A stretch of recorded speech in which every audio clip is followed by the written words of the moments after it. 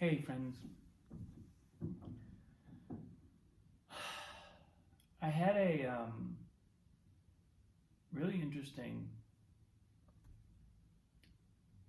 kind of epiphany come through. This morning I was doing the exercise, which I'm sure I've told you about. I know I've talked about it on this post a bunch, where this is an exercise that was given to me by my piano teacher, Madeline. And the idea is it's a short 6-minute in total exercise, 2 minutes, 3 times 2 minutes. The first 2 minutes we're reflecting on our musical lineage. Second 2 minutes, we're reflecting on our own basic goodness. The last 2 minutes, we're reflecting on the basic goodness of our audience. And what showed up today, I started, and sometimes this happens, I'll start doing musical lineage and it'll kind of branch off into other aspects of my lineage.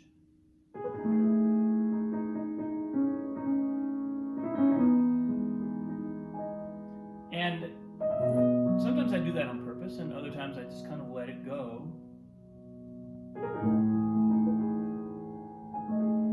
And today was one of the days where I just kind of like, instead of driving it and kind of like digging into a specific area of my life, I kind of just sat back and let whatever wanted to come up, come up.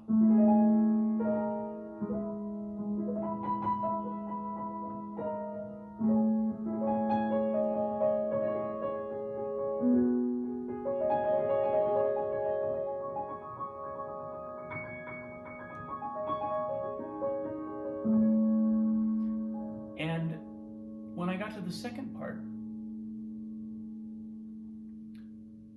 I realized that my basic goodness, which is kind of a Buddhist concept of underlying, I take it as the underlying ananda or inbuilt bliss, that's the essence of our being, a kind of innocent joy and love for life. I realized, which is totally obvious, that this is actually just another way of talking about our connection to Source. It's just an expression of that. And because I've been going down these Joe Dispenza rabbit holes recently, I was feeling into my sense of ease and peace and abundance, and my own capacity to resonate with the already satisfied experience of a fulfilled desire that may not have yet manifested physically, concretely in my life, but that I can, this was the kind of genius of Joe Dispenza, I can resonate at the frequency of that desire being satisfied right now. And guess what? Sneak preview, that invites the fulfillment of that desire to happen, I would say unexpectedly, except that it's so reliable, but without any effort, without any work, without space and time having to be traveled. So I'm playing around with that connection in my mind.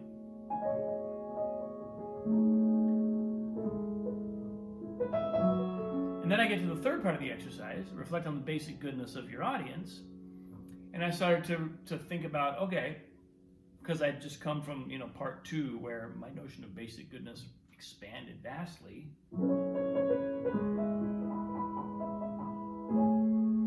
And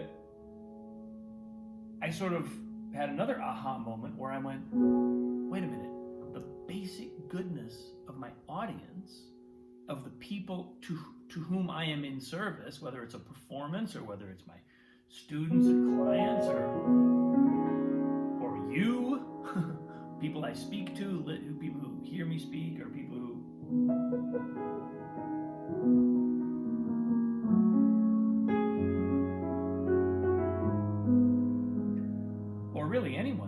come into contact with,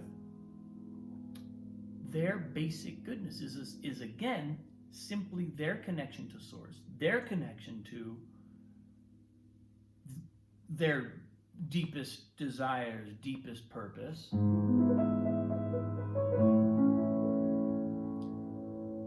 And so that means that my connection to source and their connection to source, my connection to source and your connection to source, is one thing. Not two, it's two different parts of the exercise.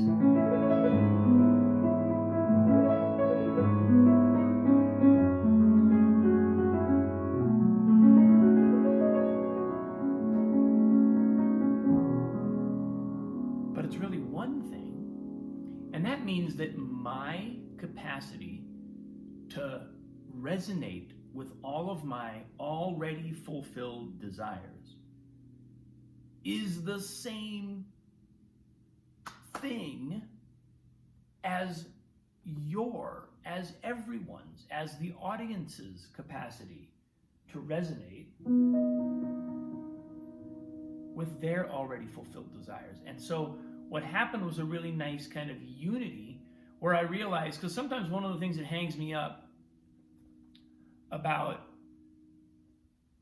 the notion of manifestation, manifesting our desires, is, well, it seems like if we're not careful, that could be kind of a selfish use of our spiritual energy, right? We could get really good at manifesting our own desires, but is that really in service? Or is that kind of our ego trying to leverage some higher capacities? And what I recognized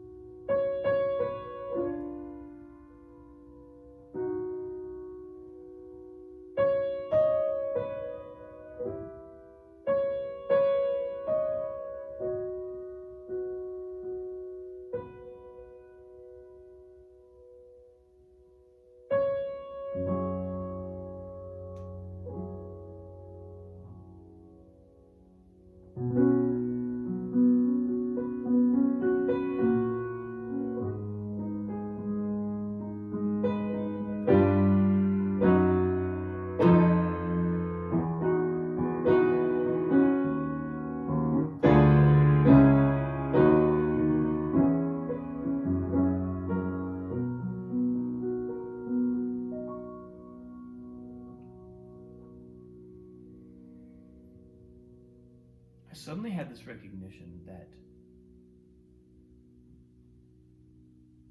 if I'm doing it right,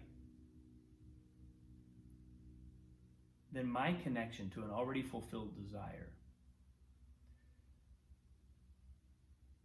is a kind of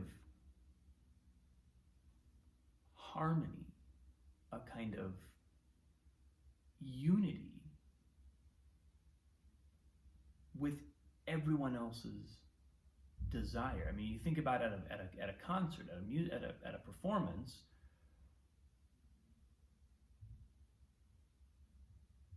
The goal or the purpose for the musician and for the audience is the same. We share a purpose. We share a kind of reason for being here.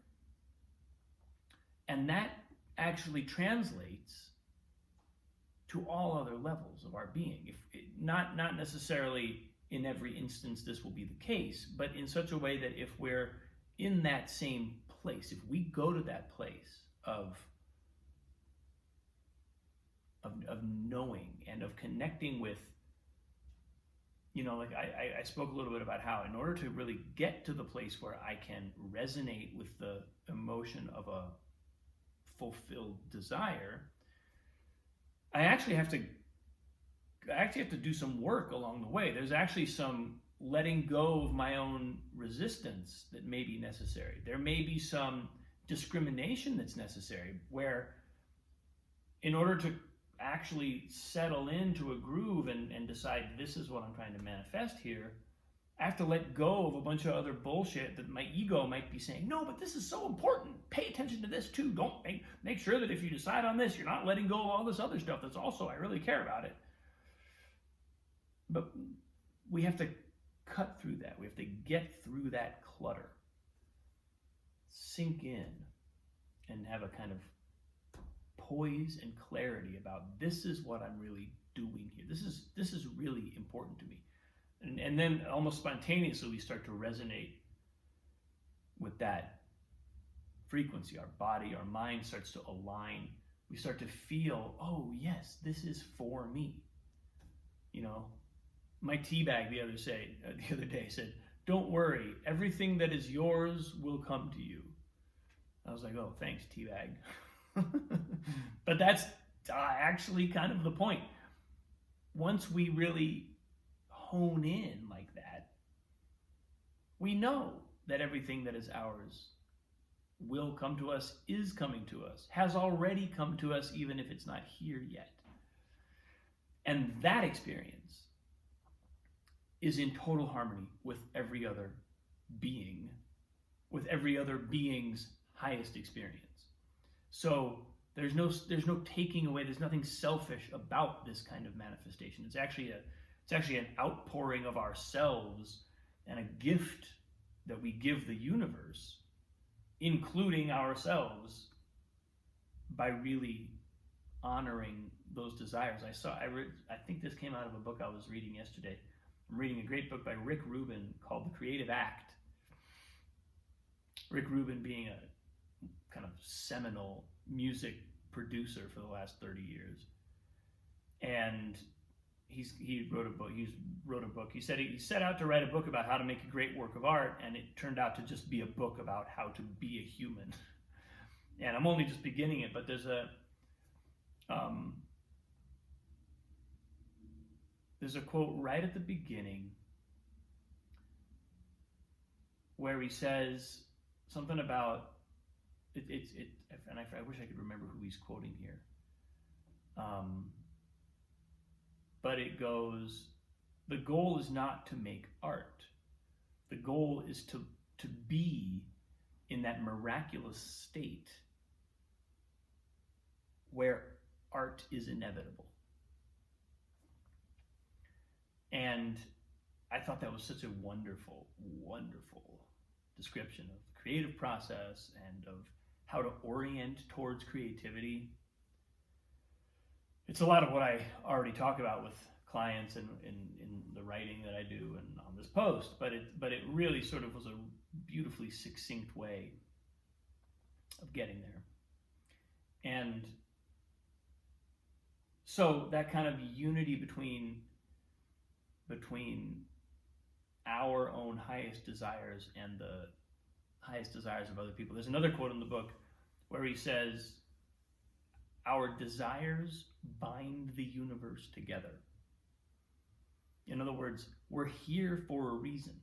Assuming we're not enlightened beings who've already left behind this plane, there's a reason why we're here. There's something for us to express. There's something for us to experience, to see, to witness, to do, to give, to receive. Those things bind the universe together. They're the stuff of creation. They concretize the potentials of the infinite. So they're wonderful things to honor. And it is not a zero-sum situation. It's not that in order to manifest what we want, we're taking anything away. It can be a completely effulgent, pregnant, creative act. to truly feel our own deepest desires. So, what I got today, folks. Thank you for watching. Have a wonderful day. I appreciate you. See you soon.